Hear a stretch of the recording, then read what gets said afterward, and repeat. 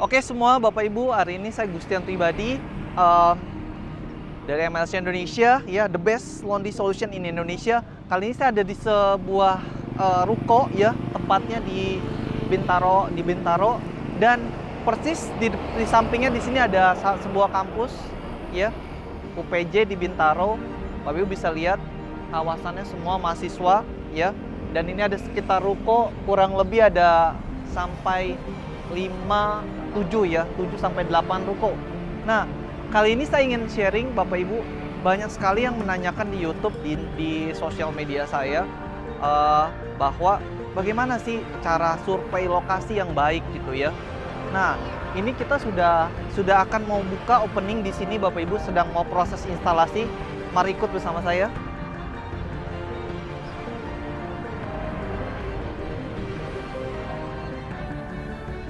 Nah, ini dia sebuah ruko yang ada persis di depan kampus dan di atasnya itu kos-kosan, Bapak Ibu, ya. Jadi di sini udah ada ekosistemnya, di sampingnya ada kafe, Janji Jiwa, ada coffee shop, ada resto dan lain-lain. Dan di sini jadi tempat nongkrongnya para mahasiswa. Nah, saya ingin sharing kepada Bapak Ibu bahwa apa sih yang pertama kali yang harus betul-betul diperhatikan bagi Bapak Ibu di luar kota gitu ya, yang sulit, yang kita kadang surveinya cukup hanya video call gitu ya, kirimin foto, video. Nah, ini saya mau detailin tentang gimana kita mendevelop satu lokasi yang baik, Bapak Ibu. Satu yang paling penting adalah crowd, Bapak Ibu ya. Ada crowd dan punya ekosistem di dalamnya. Kenapa? Kita tahu semua di sini kampus ini kita udah estimasi, dan di sini juga udah banyak kos-kosan. Di atas ini pun ada kos-kosannya juga, Bapak Ibu. Jadi ekosistemnya bisa kolaborasi. Nah, pertama satu ya crowd itu kepadatan penduduk, entah itu banyak didatangi, memang salah satu sumber untuk bisa Bapak Ibu nongkrong gitu ya, nyuci sambil ngopi mungkin ya. Ya yang anak-anak kuliah di sini udah ribuan juga. Jadi kalau seandainya memang kita punya tempat yang memang strategis, itu boleh jadi salah satu pilihan. Nah, itu step pertama yang saya mau cerita. Keduanya Bapak Ibu, saya ingin cerita gimana cara menentukan titik mesin. Nah, ini saya ada di sebuah ruko. Bapak Ibu bisa dilihat ya, satu ruko ini ada tempat, di sini ada PCB mesin, di sini ada kaca. Nah, kita udah di sini ada toilet. Bapak Ibu perlu sekali melihat titik air bersih, air kotor itu berdasarkan toilet. Sebetulnya itu yang paling gampang di sebuah ruko. Jadi kenapa? Karena pasti di titik jalur sebelah sini sudah pasti ada yang namanya jalur air bersih dan air kotor. Kami selalu pesankan dari manajemen, Bapak Ibu, pastikan agar tidak bobok-bobok lagi bagian bawahnya. Jadi pasti nanti kita akan pilih titik mesin di sini, walaupun kita butuh persetujuan dari owners ya. Kadang ada pertimbangan-pertimbangan khusus dari pemilik, mau sebelah kiri atau kanan. Nah, kalau kita dari lihat tempatnya ini, strategisnya sebenarnya di sebelah sini ya. Dan kadang ada yang tanya, Pak, titiknya dari mana? Nanti kami kan udah ada paket-paket franchise-nya sebetulnya ya. Itu nanti bapak ibunya pemilik atau owner cukup sediakan titik air bersih, air kotor di sekitar area untuk pasang mesin ini.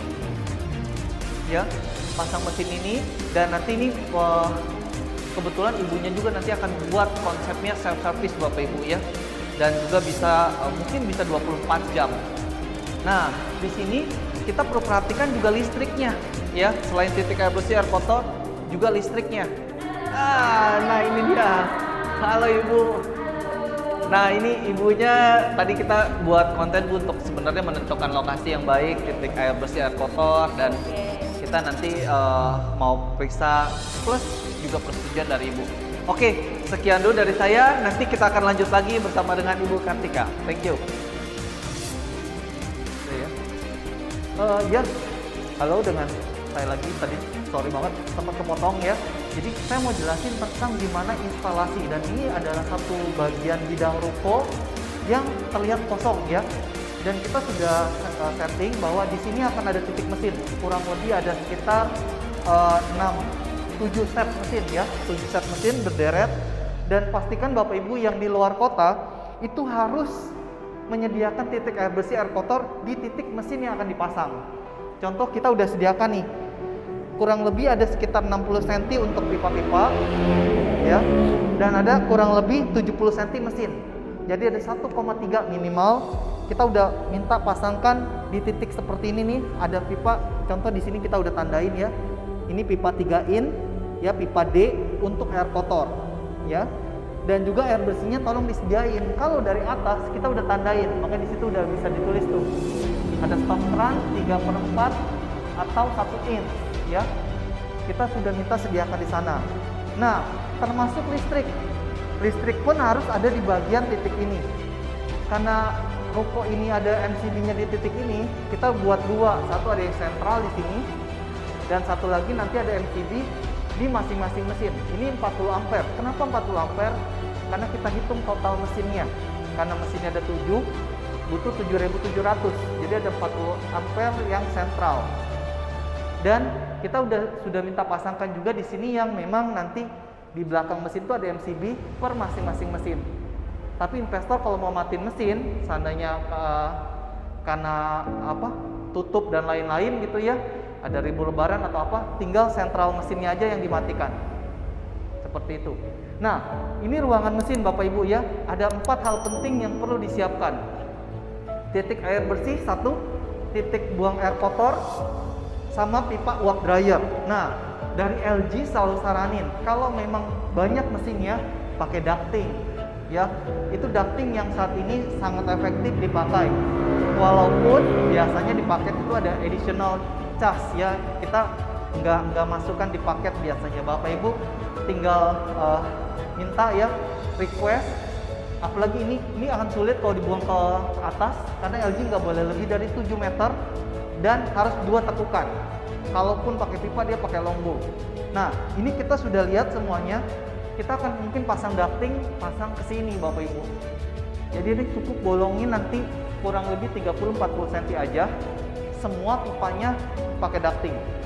Tentunya ada 2 hal ya. Ini akan disedot, ada pipa, ada namanya exhaust fan juga yang nanti menyedot dan ada juga yang mendorong dari bagian belakang.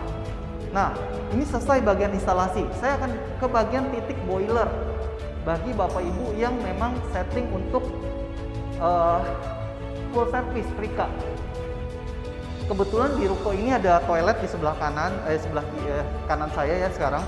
Ini ada tempat untuk pipa-pipa air dan ini pintu untuk ke bagian belakang.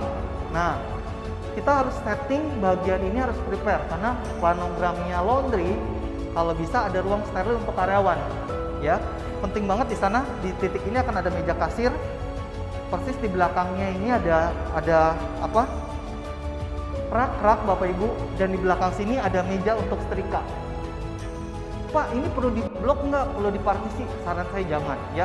Pengalaman saya pada saat ada karyawan jaga ada satu libur, mereka bisa sambil setrika bisa lihat di sisi depan. Jadi pastikan untuk ruangannya ini steril dan akses karyawan melihat mesin dan melihat konsumen itu bisa juga ya. Dan di sini kemungkinan akan dipasang boiler. Nah, karena ini ruangannya tertutup, dibuka pintu sampingnya ini tidak boleh ada akses.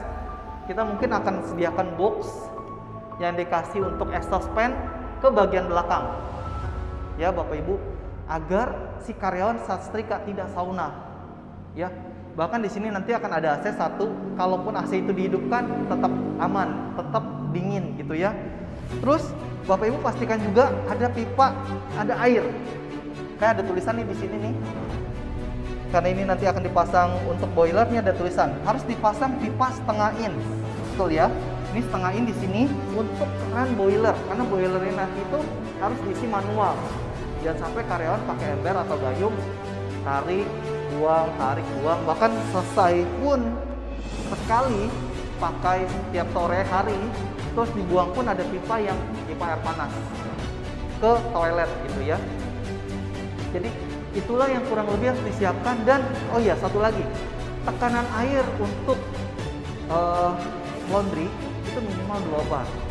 Jadi pastikan Bapak Ibu kalau torennya kurang kencang, begitu dicek kan bisa kelihatan ya di bagian ini bisa kelihatan.